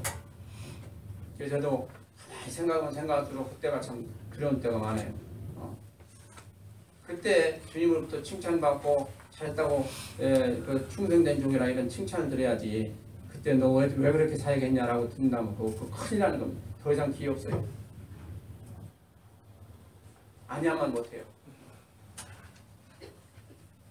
그래서 우리가 진짜 깨달아야 되고요. 이 세상을 보실 줄 알아야 돼요. 이 세상이 지금 얼마나 악한가를 보실 줄 알아야 돼요. 지금 어디로 가고 있는가 보셔야 돼요. 이거 뭐 진짜 뭐 이단적인 얘기가 될지 모르지만 저는 얼마 안 남았다고 봅니다. 이게. 진짜. 예. 저한테 옛날에 하나님이 해주신 얘기도 있고 저는 얼마 안 남았다고 봐요. 그래서 지금 참 이게 시대가 지금 급하게 들어가고요. 우리가 진짜 정신 차려야 될 때예요. 그래서 이 시대에 여러분들에게 사역자로서 부르셨다는 건 엄청난 그 하나님의 은총이면서도 또 우리가 지어야 될 책임입니다. 여러분들 그냥 헐렁하게 생각하시면 절대로 안 돼요. 진짜 중요한 때예요. 중요한 때. 그래서 제가 그런 얘기 했는가 몰라도 이제 사실 제가 손주들이 많거든요. 근데 손주들을 보면 참 기쁘고 또 위로도 되고 또 사랑스럽기도 하고 그러죠. 근데 한편으로 보면요, 참 어떻게 보면 그들이 안 됐다고 보여지기도 하고 그래요. 저들이 앞으로 살아가면서 우리는 우리 때보다도 더 엄청난 고난과 환란이 있을 텐데 그걸 생각하면 저들이 어떻게 저걸 다 견디고 이겨낼까, 또 그걸 다 이겨내고 승리해야 될 텐데 하는 생각하면 참 걱정이 앞선다고요. 그래서 여러분 생각해 보세요. 2년 전만 생각해도 이 친족들끼리 죽이는 게 거의 없었어요. 근데 지금은 뭐 다반사예요. 그만큼 악해졌다는 것이고, 악해졌다는 건 그만큼 사단이 바로 하고 있다는 얘기예요. 그러니까 이 사태는 걷잡을 수 없어요. 이걸 지금 하나님은 그냥 두시고 계신 거예요. 그래서 계시록에 보세요. 하나님이 붙잡으시니까 제어하시니까 여기다가 놓으시니까 그냥 그것들이 드러났잖아요. 그러니까 지금은 하나님이 정원전 이제 풀어주시는 거예요. 진짜 왜 그래요? 알곡과 쭉정이를 가리시는 그런 단계죠. 그런 게 없으면 알곡인지 쭉정인지 잘 모르잖아요. 그러니까 우리에게 이 주신 사명이요 얼마나 중차된가를 잘 아시고 진실로 기도하시면서 최선을 다하시길 바랍니다. 몇 시까지 있죠 우리가? 10시 반. 10시 반까지. 예. 그러면 6번 읽었나요? 7번. 예, 7번. 고린도 교회는 바울의 2차 전도 여행 시 설립된 교회이다. 에베소 지역 전도 기간을 제외하면 고린도에서 가장 긴 기간 곧 1년 6개월을 전도하여 교회를 세웠다. 고린도는 항구 도시이며 힐랍의 큰 문화 도시여서 우상과 미신이 많고 윤리도 매우 타락한 곳이었다. 고린도 교회는 바울이 전하는 복음을 듣고 믿어 세례를 받았다. 그들은 유대인들만이 아니고 많은 고린도 사람들이었다. 고린도 교인들은 예수를 믿음으로 성령을 받은 교인들이었다. 예수를 믿음으로 성령을 받은 교인들이었다. 고린도전서 12장 13절은 고린도 교회가 예수 믿어 성령을 동시에 받았음을 분명히 하고 있다. 한 성령에 의하여 우리 모두가 한 몸으로 세례받아졌고 한 영에 의해 한 몸으로 세례받아짐은 예수 믿어 그의 몸에 연합됨을 뜻한다. 예수 믿어 그의 몸에 결합되는 일이 성령에 의해 이루어졌다. 성령은 사람들을 그리스도에 연합시키는 일을 하시는 분이시므로 한 성령에 의해 그리스도의 몸으로 세례받아진다. 고린도 교회는 예수를 믿을 때 성령에 의하여 그리스도의 몸에 접붙여졌다. 믿을 때 성령에 의하여 그리스도의 몸에 접붙여졌다. 그러므로 믿을 때 성령을 받았다. 믿는 자들은 믿을 때 성령에 의하여 그리스도의 몸에 접붙여졌으므로 성령을 받게 되었다. 예수를 믿는 사람들은 예수를 믿을 시초부터 성령을 받아 성령으로 산다. 네, 8번 에베소 교회. 에베소 교회는 바울이 3차 전도 여행 시에 3년간의 긴 전도 활동으로 형성된 교회이다. 1. 에베소의 첫 그리스도인들. 12제자들이 아볼로의 전도와 세례 베푸름으로 세례받아 중생하고 바울에 의하여 성령 세례를 받았음이 분명하다. 아볼로는 전도하여 12명에게 세례를 주었지만 오히려 요한의 세례밖에 알지 못하였으므로 예수 이름으로 세례 주어 예수 믿게 할 수 없었다. 그러므로 이 12명은 요한의 제자로 남았다. 그들은 예수 믿어 성령 받아야 할 사람으로 남았다. 예수 믿으면 성령 받음이 당연한데 그들은 예수 믿는 신앙을 고백하지 못하였으므로 믿는 자가 아니어서 성령을 받지 못하였다. 너희가 믿을 때 성령을 받았느냐? 여기 믿음과 성령을 받았느냐는 말은 둘 다 단순 과거에서 예수 믿음과 성령 받음이 동시적인 사건임을 나타내주고 있다. 예수 믿음과 성령 받음이 동시적인 사건임을 나타내주고 있다. 에베소의 첫 그리스도인들은 바울의 복음 선포를 듣고 믿고 세례받음으로 성령을 함께 받았다. 이 다른 에베소인들, 에베소 교회는 바울의 3년간의 집중 전도로 에베소뿐 아니라 소아시아의 많은 지역의 사람들이 주께로 돌아가게 되었다. 그들은 바울이 전하는 복음을 듣고 즉시 믿어 약속의 성령으로 인침을 받았다. 즉시 믿어 약속의 성령으로 인침을 받았다. 복음을 듣고 인침이 다 단순 과거로 표시되어 복음을 들을 때 믿음으로 성령 받았음을 분명히 한다. 이러한 주장은 복음을 들을 때 성령 받음이 동시에 이루어졌음을 말한다. 성령 받음이 동시에 이루어졌음을 말한다. 그다음에 복음을 듣고 많은 축구 후에 믿음에 이르고 그 후에 성령 받는 역사가 이루어진 것이 결코 아니다. 여기 성령으로 인침은 성령 받음과 동일한 사건이다. 성령으로 인침은 성령 받음과 동일한 사건이다. 성령을 주심은 믿음의 결국 곧 구원의 이름의 보증이다. 그러므로 믿을 때부터 성령은 주어지는 것이다. 신약 후기 교회들 사도들의 퇴장 후에는 교회의 세례 주는 관행이 바뀌었다. 교회의 세례 주는 관행이 바뀌었다. 베드로와 바울처럼 예수 그리스도의 사역을 바로 선포할 수 없어서인지는 몰라도 복음의 선포로 사람들을 예수 믿게 하여 바로 세례를 주어 그리스도 교회에 가입시키는 것이 아니라 먼저 사람들을 교회에 들여왔다. 그리고 그들에게 세례 문답 교육을 시켜서 세례받게 하고 교회에 가입시켰다. 세례 문답 교육에는 사도신경과 주기도문과 십계명을 가르치고 예수님을 주로 고백하게 하고 세례를 베푼다. 예수 믿음과 성령 받음이 분리된 것처럼 느끼나 사실은 예수를 주로 고백하는 것 자체가 성령의 역사이다. 예수를 주로 고백하는 것 자체가 성령의 역사이다. 자, 이 세례와 이제 구원, 충생, 또 성령 세례, 요것을 이제 좀 관계를 좀 우리가 살펴보면요. 지금 거기에 대해서 에베소 교회, 또 지금 현대 교회, 신약 후기 교회, 지금 현대 교회나 마찬가지죠. 그래서 지금 예를 들었는데요. 에베소 교회 보니까 그 밑에서 다섯째 줄에 보면, 여섯째 줄에 보면 에베소의 첫 그리스도인들은 바울이 복음 선포를 듣고 믿고 세례받음으로 성령을 함께 받았다. 이게 참 아이디어하고 이게 옳은 거예요. 이렇게 돼야 돼요. 우리가 세례 줄 때 예수님이 그래주시고 뭐 여러 가지 믿느냐 믿습니다 하거든요. 그러면 그게 진짜 믿음이라면 세례 줄 때 성령 임하셔야 돼요. 그렇잖아요. 이게 아주 성경적이죠. 그런데 왜 성령이 임하시지 않느냐? 그러니까 그 믿음은 그냥 의지적인 믿음이고 우리 소원 그러니까 앞으로 희망사항이고 그 당시에 구원받을 수 있는 믿음이 아니었다 하는 얘기죠. 지금 이 시대 대개 이제 세례를 받고 나서 얼마 정도 지나면 그때 이제 성령 세례를 받죠 대개. 근데 그게 사실은 비정상이란 말이에요. 정상이 아니란 말이에요. 정상은 바로 에베소 교회 같이 믿고 고백하고 세례 받을 때 동시에 성령 세례를 받아야, 그러니까 물 세례 받을 때 성령 세례를 받아야 그게 진짜 정상이라는 말이에요. 그 본이 누굽니까?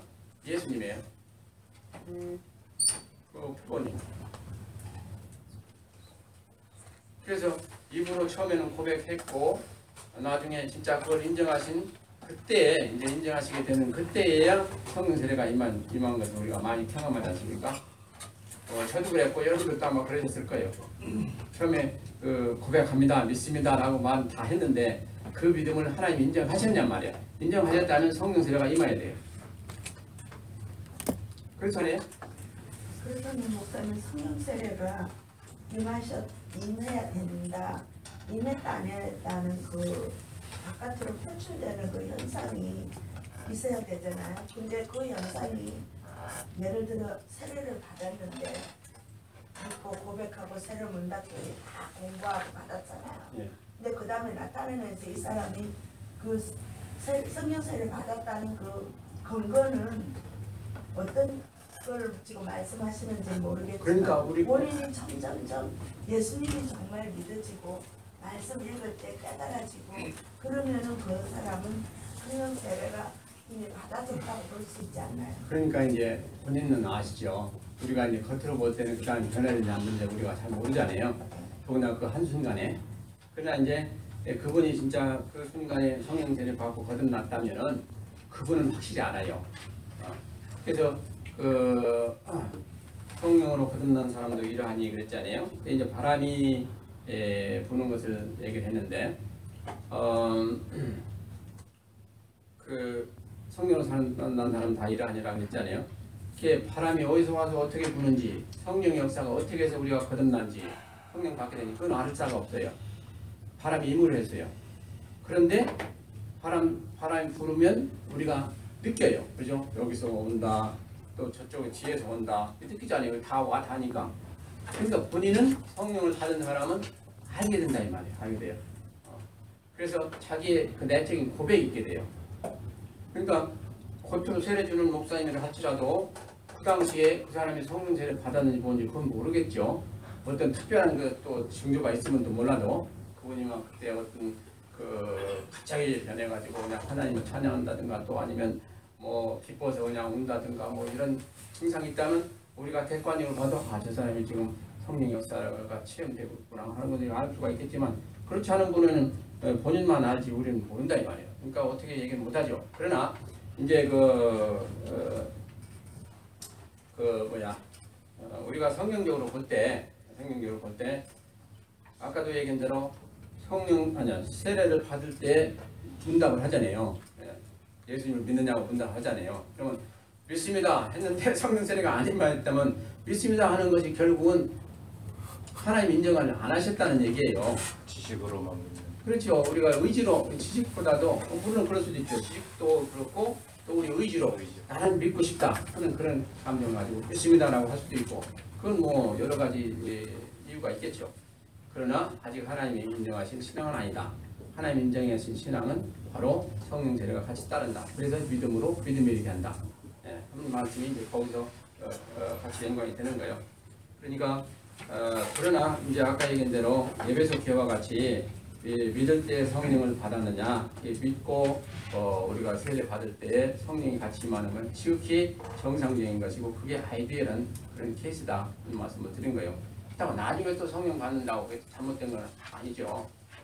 그러니까 이럴 수도 있고 저럴 수도 있지만은 이제 우리가 정상적인 그런 걸 본다면 고백할 때 이게 진짜 믿음이고 하나님 기뻐받은 믿음이고 인정한 믿음이라면 그때 성령 세례가 임해야 된다는 거죠.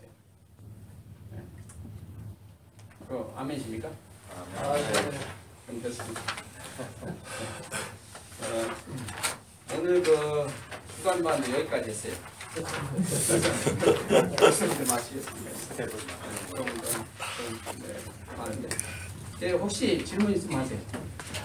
그거 체험을 내가 해봤거든요. 무슨 체험이요? 이제 그 세례 받을 때 임했다는 그걸 이제 느끼시는 거예요. 그래요. 저 세례 이 목사님도 받았거든요. 근데 그때 받을 때 사진 찍은 게 까만 게 얼굴도 안 나타나고 교육 받을 때 무슨 뜻인지도 몰랐어요. 근데 딱 한마디는 기억했어요. 뭔가는 기도해라. 응답할 것이다. 요거 한마디는 딱 기억해 있습니다. 그러고 사흘 만에 이민 법정리에 가가지고 인수권을 하러 갔는데 혼자 가만히 앉아가지고 기다리니까 한 40분 기다리는데 기도하게 되더라고요. 근데 기도 뭐 할 줄 아니까 하나님도 잘 모르는데 그러니까 하나님 기도하면 된다잖아요. 도와주세요. 아무도 아는 사람도 없고 법도 모릅니다. 도와주세요. 이게 응답이 되더라.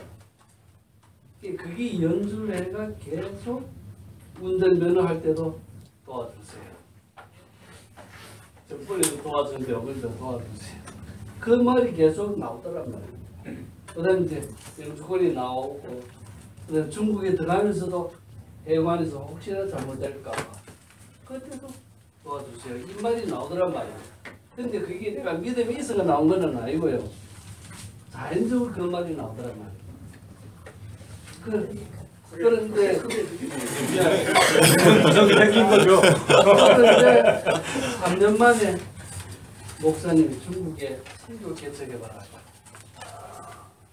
확 나오더라고요. 그 중국 가가지고 그 목회자들이 그 고백하는 기도를 듣고 내가 변하게 됐다. 응답은 아무것도 오는가 봐요. 하나님이 때가 있어요. 그래요. 여하튼 여러분들이 제가 한 말씀만 더 드리면 앞으로 여러분들 사역을 다 지금도 현재 하시고 계시고 또 앞으로 또 사역하실 분도 계시고 하신데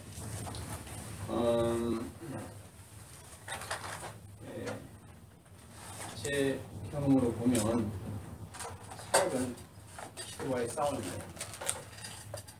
아주 한마디로 하면 그래요.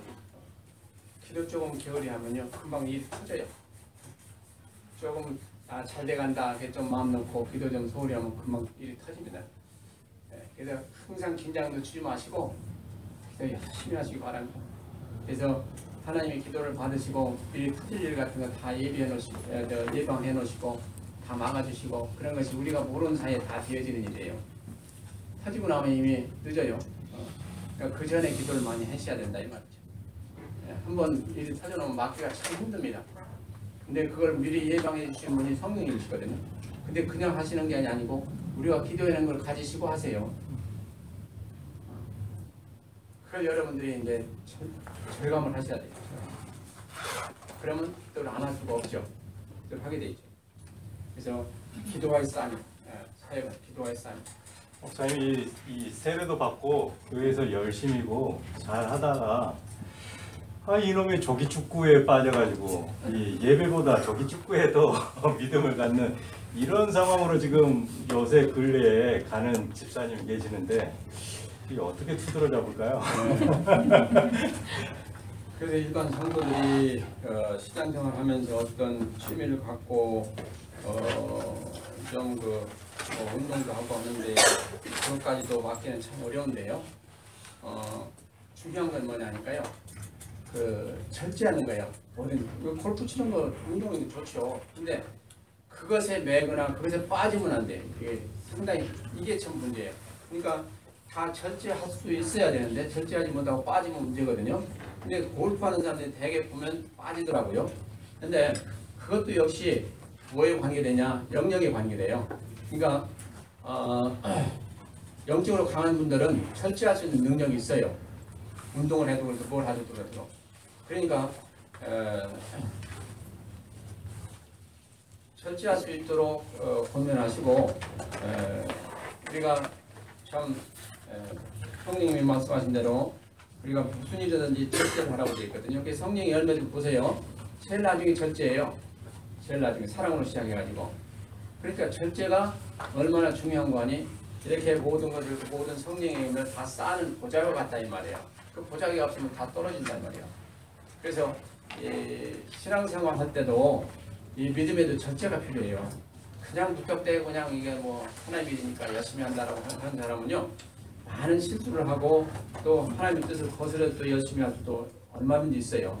그래서 이 절제라는 게 참 중요한 열매 중에 하나인데 그런 분들에게 권면은 이 절제를 하시라고 권면하세요. 그렇지 않으면 당연히 지금 신앙이 좋다 하더라도 언제 떨어질지 모른다 그런 걸 하시고 그래서 절제하지 않으면 장사 없습니다.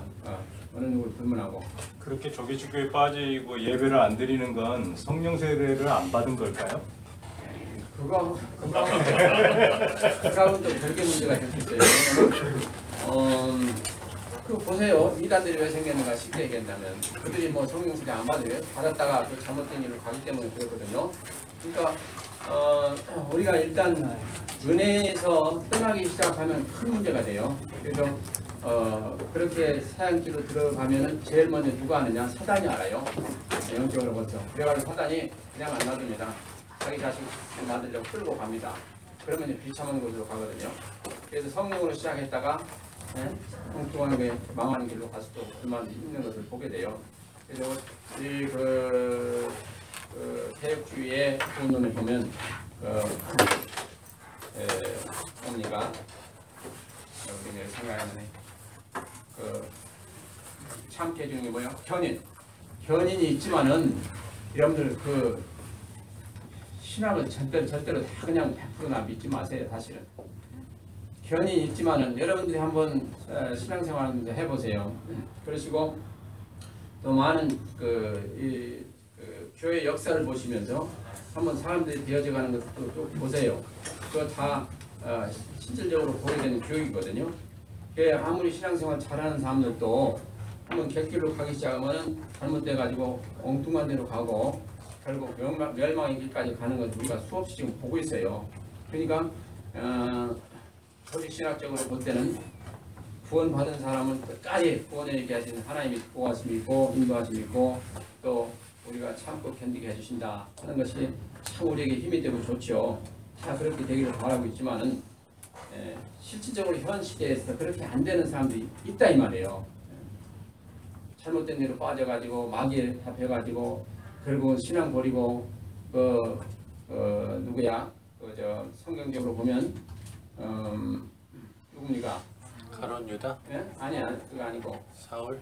아니요 믿음을 버리고 잘못된 일을 한 사람 대표로 가론 유다.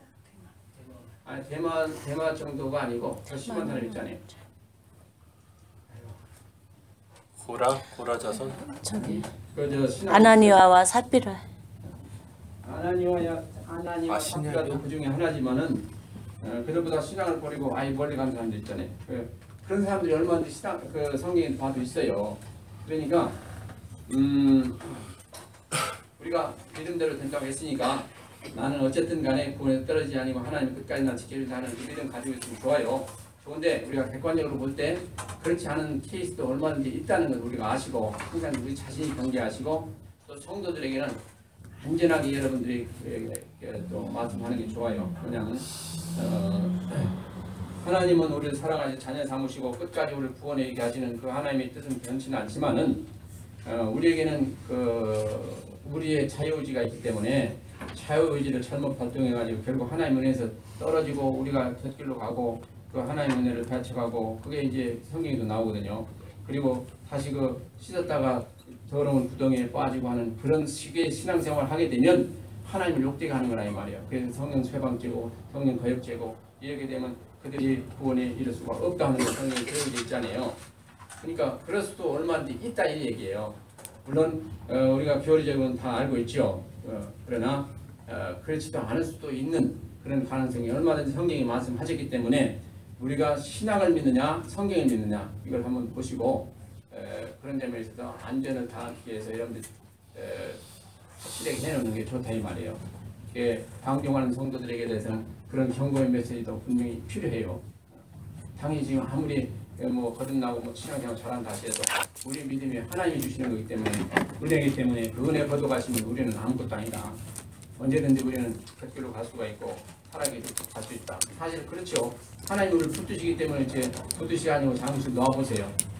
우리 엄청나게 잘못될 수가 있어요. 그렇기 때문에 우리가 항상 청각심을 주는 것을 그들에게 양양이 되는 거예요. 훈련 나중에 가서 그렇지 않고 찾으면 도울 수 없이 좋지만 하나라도 백에 하나라도 잘못돼가지고 우리가 잘못 가르쳐서 또 그들에게 경고 안 해서 그렇게 됐다면 우리에게도 큰 책임이 있는 거 아니겠어요? 그러니까 우리가 성도들은 잘 보살펴야 됩니다. 그래서 참 이 세상 일에 빠지지 않도록 참 우리가 잘 보살펴야 되고요. 그래도 계속 하는 자들에게는 강하게 역사해줘야 돼요. 당신 이러다가 그렇게 계속 가면 당신 지옥 갈 수가 있습니다. 그러면 그런 말은 찔끔하거든요. 주일 예배를 빠질 정도니까 그건 심각한 부분인 것 같아요. 그래서 진짜 사역이 그래도 힘든 거죠. 성도 그렇게 온유하게 또 겸손하게 신앙생활 잘하는 따르면 뭐가 힘들겠어요. 뿌리 나는 사람들도 많고 참 우리가 생각지도 못했던 엉뚱한 짓 하는 사람들도 많고 그러니까 그래서 여러분들이 매일 새벽 예배 때 마치고 나면 기도해야 돼. 한 사람 위해서 기도해야 돼요. 이게 얼마나 힘들고 어렵니까? 그래서 바울 사도가 빌보 교회를 위해서 기도할 때마다 기쁘고 감사했다는데 이게 얼마나 저는 부러운지 몰라요. 다들 좀 그 성도들 위해서 기도할 때마다 모든 성도들 기쁜 마음으로 감사한 마음으로 기도하셨으면 얼마나 좋겠는가 하는 것이 제 소원이에요. 네. 여러분 자주찬양 사역하시는 분들 다 이해가 되잖아요. 그러니까 그래서 목사님 뭐는 뭐도 안 먹는다고 그런데 그만큼 이게 속이 아닌 거죠. 그래서 하나님만 아시는 게 누가 합니까? 이게 겉으로 허여멀쩡하고 뭐 다 잘 다니고 있으니까 다 잘 된 줄 알죠. 우리 속에 있는 누가 다 이해를 합니까? 그러니까 아예 하나님과만 여러분들이 하시고 사람들이 이렇게 하는 거 보시고 심하시거나 또 어떻게 그렇게 하지 마세요. 그거 해봤자 소용없어요. 여러분들이 기도하시고 그들 위해서 기도하시고 그러시면 하나님이 또 도와주셔서 하나님이 해결해 주시거든요. 우리가 어떻게 해결합니까? 안 돼요. 그래서 우리가 어떤 사람들의 마음을 감동하고 충만이 아닙니다. 그러니까 성령께서만 하신 일이거든요. 그러니까 성령께 의지하고 그분의 감동을 받으면 그 사람은 하루아침에 변하죠. 예. 여하튼 여러분들 이 길에 들어졌으니 각오하시고 첫째로 제가 한 말씀만 하는 것은 다른 거 아니고 기도 많이 하시기 바랍니다. 그거밖에 없어요. 왜냐? 말씀은요 한번 보면 오래 가요. 1년도 가고 2년도 가고 3년도 가고요. 근데 기도는 오늘 하고 내일 안 하면 금방 차이 나요. 금방 차이 나요. 그러니까 진짜 기도 열심히 하셔야 돼요. 여러분들 자신을 위해서도 해야 되고 또 여러분들 사역을 위해서도 해야 되고 기도밖에 없어요. 그래서 사역은 기도와 싸움이에요. 자, 우리 한번 충동을 기도하시겠습니다. 우리 앞으로 사역 후에 하나님 기름을 보시고 또 은혜 주시고 도우셔서 사역이 많은 열매를 맺게 해주시고 또 사역하는 데 우리가 지치지 않게 우리에게 세임을 주세요 하시고 기도하시겠습니다. 하나님 아버지 감사합니다. 우리가 영원한 시간을 마치고 우리 주님께서 저희를 도우셔야 되겠나이다. 하나님의 자녀가 되게 하심을 감사합니다. 우리 하나님 아버지 우리를 도우셔서 우리가 저희가 잘 건강케 하시고 많은 영혼들을 구원하는데 부족하면 종들 되게 하시고 사역이 아버지의 아름다운 많은 열매를 맺어서 주님 기뻐하시고 주님께서 우리에게 칭찬하시게 합당한 우리 삶이 되고 우리 삶에게 도와주옵소서. 무엇보다도 기도에 힘써서 기도 중에 하나님과 은밀히 교통하며 하나님께서 주시는 은혜 가운데 참으로 문제가 해결되고 또 아버지의 성도에 변화되고 은혜받고 교회가 충만한 역사가 있게 하옵소서. 주여 도와주시기를 간절히 원하옵고 오늘 또 이렇게 늦게까지 공부한 우리의 신학생들 아버지 기억하시고 저들에게 영적으로 육신적으로 강건함을 주시고 은혜 주셔서 저들이 어디까지 무엇하든지 참으로 하나님 앞에 인정받고 저들 하는 사역에 가운데에서 하나님 앞에 크게 인정받고 쓰임받고 하나님 기뻐하시는 그런 귀한 사역들을 다 되게 하옵소서. 주여 도와주옵소서. 감사하며 그런 발꿈도 지켜주시고 원하고 예수님의 이름으로 기도하옵나이다. 아멘. 아멘. 주기도를 마치겠습니다. 하늘에 계신 우리 아버지여 이름이 거룩히 여김을 받으시오며 나라가 임하옵시며 뜻이 하늘에 그리는 것 같이 땅에도 그러리이다. 오늘날 우리에게 일용할 양식을 주옵시고 우리가 우리에게 죄진 자를 사하는 것 같이 우리 죄를 사하여 주옵시고 우리 심에 들지 말게 하옵시며 다만 악에서 구하옵소서. 그게 나라와 권세와 영광이 우리께 영원히 있사옵나이다. 아멘.